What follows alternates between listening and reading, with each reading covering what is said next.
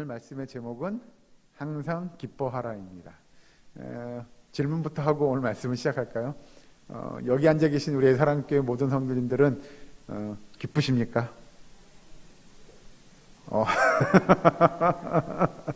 이게 참 우리 가운데 있는 딜레마, 갈등 이런 거 아닐까요? 기뻐하라는 걸 알긴 하지만 우리의 삶 속에서 항상 기뻐하는 일은 이게 참 어려운 거죠.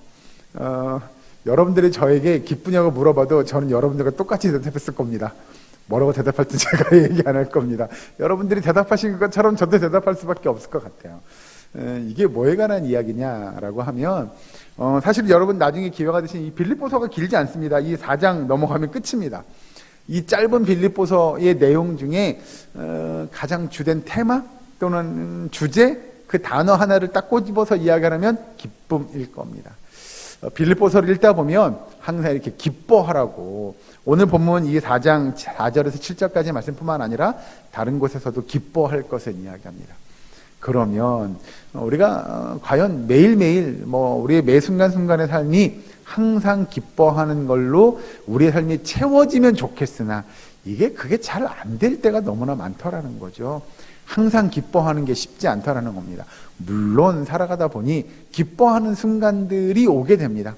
정말로 기쁜 일들, 즐거운 일들, 감사한 일들이 우리에게 찾아오기도 합니다. 그때 기뻐하는 건 그렇게 어렵지 않습니다. 정말로 기뻐할 만한 일이 나에게 닥쳤을 때, 생겼을 때, 하나님이 나에게 그 기쁨을 허락했을 때 기뻐하는 일들은 어렵지 않습니다. 그런데 살아가다 보면 기뻐하지 못할 순간들이 의외로 많이 오더라는 거죠. 때로는 걱정하게도 되고 근심하게도 되고 또 아파하게도 되고 그런 순간들이 다가옴에도 불구하고 성경은 우리에게 4절 말씀에 주 안에서 항상 기뻐하라, 내가 다시 말하노니 기뻐하라 라고 우리에게 성경은 이야기합니다. 그것이 곧 하나님의 뜻일 거라는 거죠. 여러분, 성도가 살아가다 보면 말씀드린 대로 때로는 우리의 육신의 질병들 또는 아픔, 고통 또는 물질적으로 또 가난이라는 것들 또는 여러 가지의 환경의 변화들로 인하여 성도들은 근심하거나 걱정하기도 한다는 거죠. 그런데 성경은 그렇게 우리가 현실적인 아픔들이나 고통이나 고난을 당할 때라도 기뻐하라고 이야기합니다. 오늘 본 말씀이 4절 말씀 중에 한 단어를 굳이 꼽으라면 기뻐하라일 것이나 그 앞에 있는 단어를 좀 보시면 4절 안에서 주 안에서 항상 기뻐하라 라고 이야기합니다. 이 항상이라는 단어가 우리의 마음에 좀 걸리죠. 어떻게 하면 항상일 것이냐, 과연 이 항상은 언제일 것이냐 라고 이야기한다면 제가 방금 말씀드린 질병이라든지 아픔이라든지 근심이라든지 걱정이라든지 그 모든 것들이 성도의 삶에 임하게 될 때 그때에도 우리는 기뻐할 것을 성경은 이야기합니다. 즉 여기서 이야기하는 항상은 우리의 모든 삶의 영역과 시간 속에서라고 하는 것을 포함하고 있는 단어가 여기 항상입니다. 여러분 말씀드린 대로 기뻐할 만한 조건들이 주어졌을 때 기뻐하는 건 어렵지 않을 겁니다. 그런데 슬퍼할 때 또는 정말 고통스럽고 아파할 수밖에 없는 그때에도 과연 우리가 기뻐할 수 있겠느냐, 이건 조금 다른 문제일 겁니다. 예를 하나 들어보죠. 예를 들어봅니다. 우리가 좀 아파요. 육신의 질병일 수도 있고요, 마음의 아픔일 수도 있고요, 뭐든 괜찮습니다. 정말 힘들어요. 속된 표현으로 죽을 것 같아요. 그런데 그런 순간에 예를 들어서 목회자가 찾아가서 이렇게 이야기합니다. 항상 기뻐하십시오 라고 권면했어요. 그럼 여러분 뭐라고 하시겠습니까? 보통은 이렇게 이야기할 겁니다. 그 앞에서는 예, 알았어요. 그런 거 있잖아요. 알았어요. 그런데 목회자가 가고 나면 뭐라 그래요? 아니 기뻐할 건덕지가 있어요. 기뻐하죠. 이런 생각을 사실 저도 그렇죠. 저라고 항상 기뻐하면 좋겠으나 아까 말씀드렸잖아요. 항상 기뻐하지 못할 때 성경의 말씀을 보면 항상 기뻐하라고 하나님께서 성경에서 얘기하는 내용을 너무나 잘 알지만 하나님 정말 항상 기뻐하는 게 쉽지 않은데요 라는 기도를 저도 가끔 합니다. 매일 하진 않지만 가끔 합니다. 우리 가운데 그런 거죠. 과연 내가 어려울 때, 내가 힘들 때 그렇게 항상 기뻐하십시오라고 말씀을 들었어요? 권면을 받았어요? 여러분들은 어떻게 하시겠느냐라고 하는 겁니다. 말씀드린 대로 기뻐할 만한 일이 있을 때는 예, 너무 기뻐요. 예, 정말 감사해요. 이런 고백들을 쉼없이 끊어낼 수 있고 우리가 할 수 있겠으나 정말 죽을 것 같아요. 저 너무 힘들어요. 라는 그때 그래도 항상 기뻐하십시오. 라고 말하면 아마 그럴걸요. 속으로 욕할지도 몰라요. 말이 쉽지요. 이런 거 있잖아요. 그 말하긴 되게 쉬워요. 그런데 어떻게 제가 여기서 기뻐할 수 있죠? 라는 생각을 하게 될 거라는 거죠. 자, 그렇다면 오늘 여기 빌립보서 4장 4절에 주 안에서 항상 기뻐하라 라고 말하는 이 저자, 이 글을 쓰고 있는, 이 편지를 쓰고 있는 이가 누구냐면 우리가 잘 아는 사도 바울입니다. 이 사도 바울이 에베소서, 빌립보서 이런 서신서들을 우리는 뭐라고 이야기하냐면 옥중서신 이렇게 이야기합니다. 왜 그가 옥중서신이냐면 감옥에 갇혀 있어요. 그 감옥에서 지금 편지 쓴 내용들이라는 거죠. 그러면 사도 바울이 갇혀 있는 감옥이 오늘날 이렇게 최신식 현대화된 너무 우리가 이야기하는 청결하고 깨끗하고 호텔식 부럽지 않은 그런 감옥이냐? 아니요, 여러분. 이 2000년 전의 감옥을 상상해 보세요. 이건 여러분 말이 감옥이죠. 이건 시궁창 저리 가라일 겁니다. 그런 지하 감옥에 갇혀 있어서 자신이 죽을지 살지 모르는 그 상황에 사도 바울이 빌립보에 편지하면서 뭐라고 편지 써요? 항상 기뻐하라. 이렇게 이야기해요. 예를 들어서 그런 겁니다. 예를 들어서 제가 감옥에 갇혀서 여러분한테 편지 썼어요. 여러분 항상 기뻐하십시오. 라고 편지 썼으면 여러분들은 뭐라고 생각하실까요? 그런 거죠. 목사님 우리 걱정하지 마시고 목사님 걱정부터 하시죠. 이런 거 아닐까요? 왜냐하면 사도 바울도 지금 뭐 할 수 없는 상황이에요? 네, 기뻐할 수 없는 상황이에요. 누가 봐도. 아니 그 상황을 어떻게 기뻐할 수 있다고 이야기하겠어요? 지금 당장 당신도 죽을지 살지 모르는 그 상황 속에서 아니 우리도 우리지만 사도 바울 선생님 당신 먼저 지금 걱정해 되실 거 아니에요. 우리 걱정은 하덜덜 하지 마시고 우리 사도 바울 선생님 먼저 걱정하시죠. 이런 이야기, 이런 생각을 우리는 하게 될 겁니다.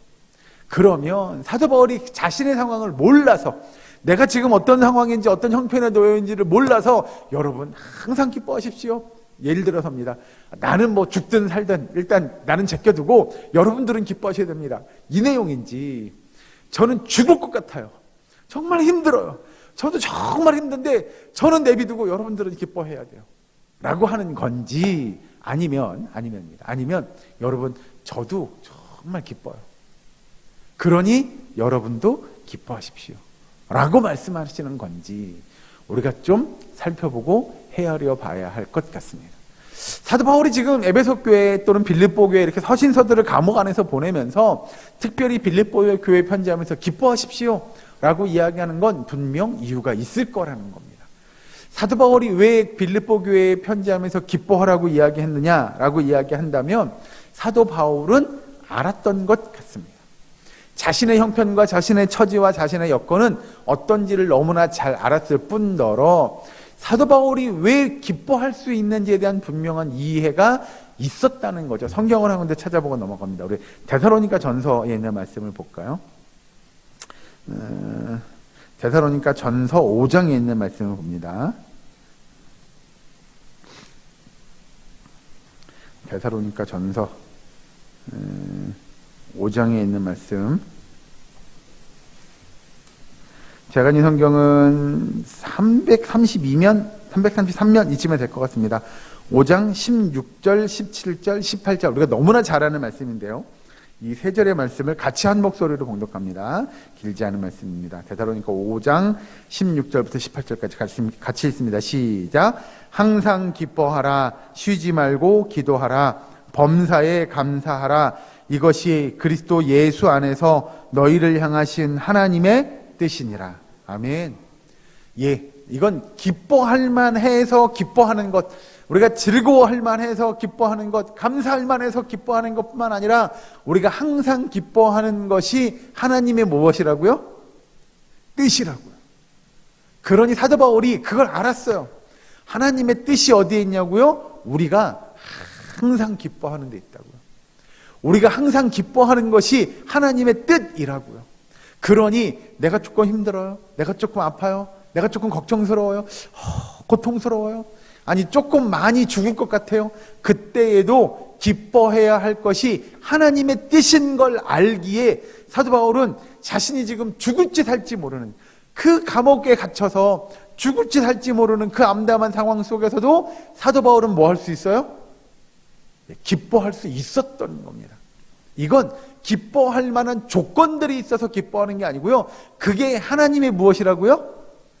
뜻이기에 기뻐하는 거예요. 여러분, 우리의 삶 속에서도 기뻐할 만한 조건이 매일매일 생겨나면 얼마나 좋겠어요. 그런데 우리의 삶이 기뻐할 만한 조건들이 매일매일 생겨나지는 않더라고요. 예? 그런데도 불구하고 성경은 뭐라고 이야기하냐면, 그래, 기뻐할 만한 조건들이 생기면 기뻐해라가 아니고요, 기뻐할 만한 조건들이 생기지 않아? 그래도 항상 기뻐해라 라고 하나님께서 저와 여러분에게 말씀하시는 줄로 믿으시기 바랍니다. 예, 그건 다름 아닌 그것이 하나님의 뜻이기에 우리가 기뻐해야 한다는 것이죠. 그러면 우리는 이제 갈등하게 됩니다. 아, 그래요? 항상 기뻐하는 게 하나님의 뜻이에요? 그런데 정말 기뻐할 만한 그러니까 건덕지도 없어요. 거리도 없어요. 뭐 기뻐할 만한 내용이 없는데 어떻게 기뻐하죠? 라는 생각을 하게 될 겁니다. 아까 말씀드린 대로 우리는 보통 기뻐할 만한 조건들이 생기면 기뻐하게 되죠. 예를 들어서입니다. 자녀들이 좋은 대학에 들어갔어요. 너무 축하해요. 너무 기뻐요. 자녀가 뭐 좋은 직장에 취직했어요. 너무 기뻐요. 너무 다행이에요. 행복한 일이에요. 그런 것들부터 시작을 해가지고, 여러분, 우리 집에 강아지가 새끼를 낳았어요. 이런 거 있잖아요. 그것도 기뻐할 만한 일이잖아요. 네? 뭐 예를 들어 그런 거예요. 우리가 여러 가지 일들을 놓고 정말 기뻐할 만한 거리, 그런 일들이 생기면 기뻐할 수 있어요. 그런데 그런 일들이 생기지 않는데도 성경에서 항상 기뻐해라, 그게 하나님의 뜻이다라고 이야기하면, 아유, 그래, 알았어요. 기뻐하라는 건 하나님의 뜻인 줄 알겠는데, 저는 뭐 이게 기뻐할 만한 거리가 없이 늘 기뻐하는 건 이게 쉬운 일 아니네요 라고 우리는 생각하기가 쉽다는 거죠. 그러면입니다. 사도 바울은 어땠기에 지금 그가 여기서 이야기한 데살로니가 전서에서도 이야기하고 오늘 빌립보서에서도 이야기하는 대로 과연 어떻게 사도 바울이 항상 기뻐할 수 있었으며, 그리고 그 기뻐하라고 하는 내용을 빌립보교에 편지하면서도 항상 기뻐하십시오, 그게 하나님의 뜻입니다 라고 하는 것들을 사도 바울은 증거할 수 있었겠느냐라고 하는 것이죠. 여러분, 사도 바울도 잘 알다시피 사실 사도 바울은 대단한 하나님의 사도, 하나님의 일꾼이었죠. 3차 전도 여행을 펼치면서 아주 여러 군데 가는 곳곳마다 복음을 증거하고, 복음을 증거하는 곳곳에서 회심의 역사가 일어나고 믿는 사람들의 숫자가 늘어나고, 그래서 교회가 세워지고, 그런 전도 여행을 수차례 합니다.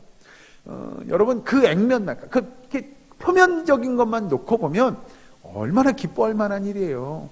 하나님 여기 갈까요? 예를 들어서 여기 봉천동 갈까요? 봉천동에 가서 막 전도했어요. 그랬더니 막 사람들이 복음을 듣고 막 회심하고, 그들이 돌아서고, 그곳에 교회가 세워지고, 다시 저기 사당동 갔어요. 사당동에 가서 복음 전에 또 거기서 사람들이 막 구름대같이 몰려들고 회심하고 복음을 믿고 따르는 사람들이 생겨나고, 이것만 생각하면 이건 얼마나 기쁜 일일까요? 그런데 사도 바울의 생애를 놓고, 삶을 놓고 보면 과연 그의 삶이 그렇게 기뻐할 만한 삶이었느냐? 그렇게만 보긴 또 어렵다는 거죠. 물론 복음을 전하는 그곳에서 회심의 역사가 일어나고 교회가 세워져요. 이건 정말 기뻐할 만한 일일 겁니다. 그런데 복음을 전하는 그곳에서 사도 바울의 복음 전하는 걸 방해하는 사람들이 등장합니다. 또는 그가 복음을 전하고 교회를 세워놓고 다른 데로 떠나갔어요. 그 교회에 일명 거짓 선지자들이 나타나죠. 잘못된 복음을 가르치는 사람들이 나타납니다. 그리고 그 교회의 복음을 변질시키죠. 그러면서 교회 교인들이 갈등하고 고민하고, 또 그 가운데 아픔을 겪기도 하고, 그런 것들을 바라보는 그 사도 바울의 마음은 어땠을까요? 그럼에도 항상 기뻐할 수 있었겠느냐라고 하는 의문을 가질 수밖에 없죠. 잘 아는 대로 또 사도 바울이 복음을 전하면 정말 아주 숭늉한 대접을 받고 다녔느냐? 그렇지 않죠. 성경에 기록된 대로 죽을 고비를 수차례 넘기고요, 매도 수차례 맞고요, 감옥에 갇히기도 하고요, 사람들이 사도 바울을 향하여 손가락질하며 비난하는 일들이 너무나 많았지요. 그러면 그가 했던 일들, 그의 사역들을 놓고 본다면 이거 뭐 항상 기뻐할 만한 그런 삶이었다고 보기에는 힘든 그의 삶이었다는 거죠. 그럼에도 불구하고 사도 바울이 뭐라고 이야기하냐면, 사도 바울은 그래요, 내 삶이 그렇게 힘든 삶이었지만 하나님의 뜻이 어디 있냐면 그럼에도 항상 기뻐하라고 하는 것이 하나님의 뜻이라고 하는 걸 사도 바울은 증거하게 되죠. 여러분, 지금 옥중서신에 나눈 대로 사도 바울이 로마 감옥에 갇혀 있습니다. 그러나 그때에도 사도 바울은 기뻐하라고 이야기합니다. 이건 그러면 예를 들어 사도 바울만 그랬느냐? 그렇지 않을 겁니다. 성경을 한 군데 더 찾아보겠는데 우리 하박국서로 가볼까요? 구약 성경에 하박국서의 3장 17절 18절에 있는 말씀을 봅니다.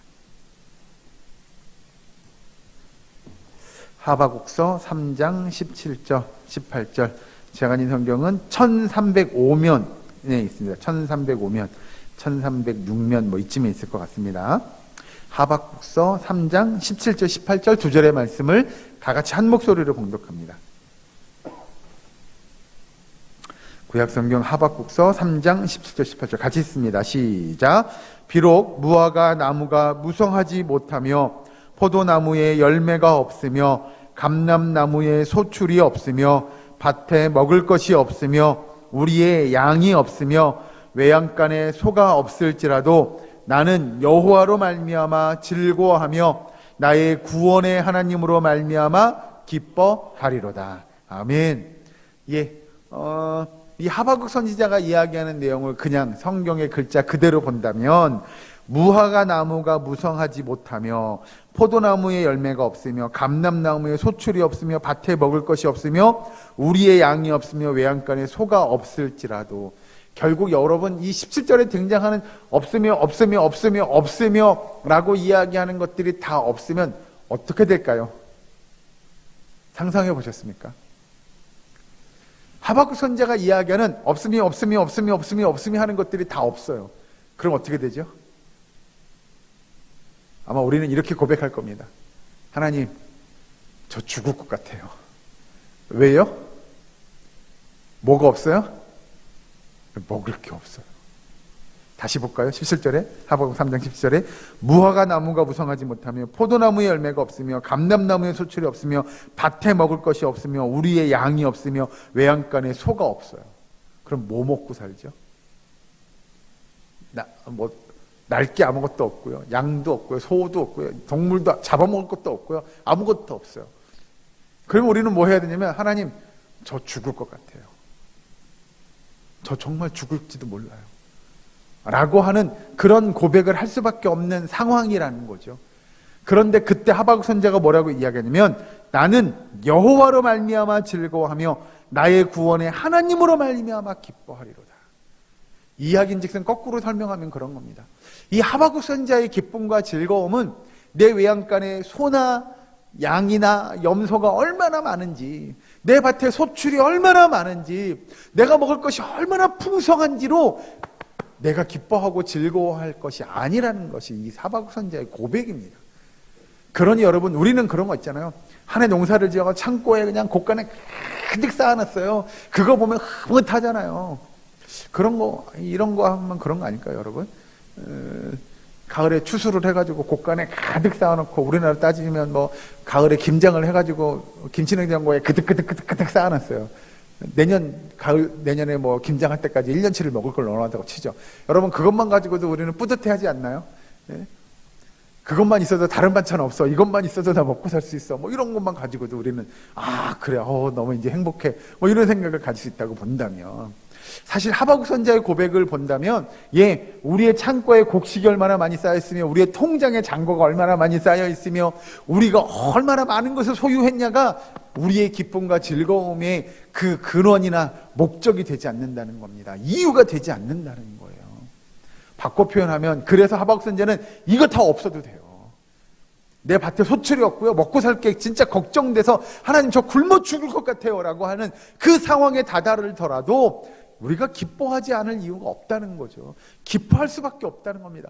하박국 선지자는 그러므로 본인은 기뻐한다는 거예요. 자신은 기뻐할 수 있어요. 왜요?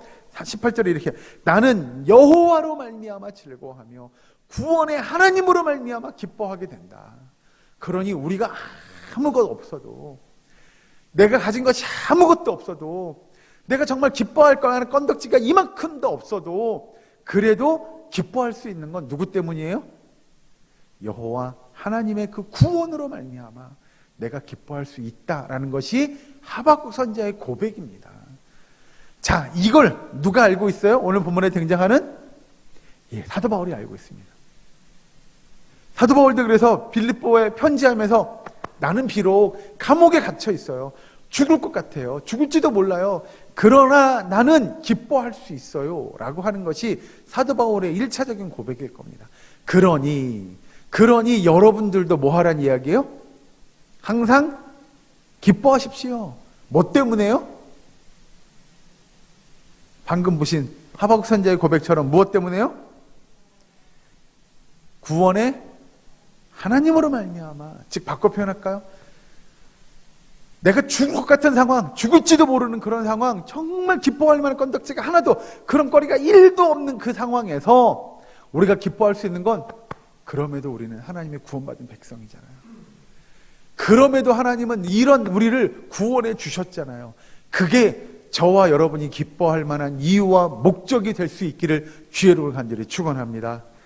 여러분, 하나님께서 감옥에 갇혀 있는 사도 바울에게 줬던 그 위로, 그 기쁨, 그 평안, 그 정말 주체할 수 없는 하나님이 주시는 그 상급에 대한 그 기쁨들이 저와 여러분의 기쁨이 되기를 주의 이름으로 축원합니다. 아버지, 현재 우리가 우리 앞을 가로막고 있는 우리의 현실들, 우리의 삶의 환경들, 여건들, 그것을 뛰어넘어서 하나님이 주신 그 구원의 기쁨, 진정한 그 기쁨을 누리며 살아가는 저와 여러분 되시기를 주의 이름으로 간절히 축원합니다. 그러면 오늘 성경에 등장하는 것처럼 4절에 주 안에서 항상 기뻐하라 라고 하는 이 사도 바울의 권면이 저와 여러분에게 임하는 줄로 믿으시기 바랍니다. 그래서 항상 기뻐할 수 있습니다. 그래서 항상 내가 하나님 앞에 기쁨을 고백할 수 있는 그런 믿음의 삶이 될 수 있음을 여러분들이 체험하시고 고백할 수 있기를 주의 이름으로 축원합니다. 여러분, 우리의 삶을 바라보시는 그 하나님, 우리가 진정으로 기뻐하면, 우리가 정말로 항상 기뻐하면, 우리가 기뻐하는 그 삶을 바라보시는 하나님이 정말 기뻐하심으로 다시 우리에게 그 은혜의 역사를 이루어 가시는 줄 믿으시고, 오늘 하루 또 우리의 평생의 삶이 그 기쁨의 삶이 될 수 있기를, 은혜의 삶이 될 수 있기를 주의 이름으로 간절히 축원합니다. 기도하겠습니다.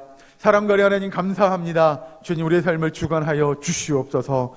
우리가 정말 하나님의 말씀처럼 항상 기뻐할 수 있는 주의 백성 되게 하여 주시옵소서. 아버지, 우리의 삶의 환경이나 여건들을 바라보면 기뻐하기 어렵고 정말 근심과 걱정과 고민과 아픔과 슬픔밖에 있을 수 없으나 아버지, 그 환경을 뛰어넘는 저희들의 믿음의 눈을 갖게 하여 주시옵소서. 그리하여 주님이 주시는 그 구원의 기쁨을 누리며 살아가는 주의 백성 될 수 있도록 주여 인도하여 주시옵소서. 감사드리며 예수님의 이름으로 기도하옵나이다. 아멘.